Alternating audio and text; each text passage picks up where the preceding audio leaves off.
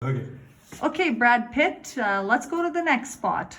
Okay, we're moving into an area, now every washroom will be different in every school, but this one is a shower stall and some ceramic tiles. So this is why we're showing you this. So incorporate it into your schools.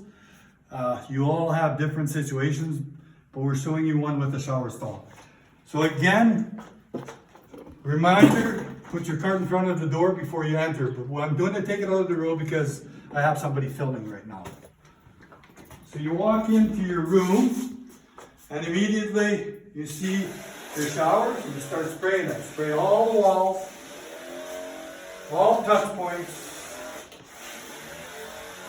even the shower curtains. We now go over to your dispensers. Again, do your grab bars, dispensers, toilet. Reminder again, toilets will be sanitized after you've done your cleaning anyways.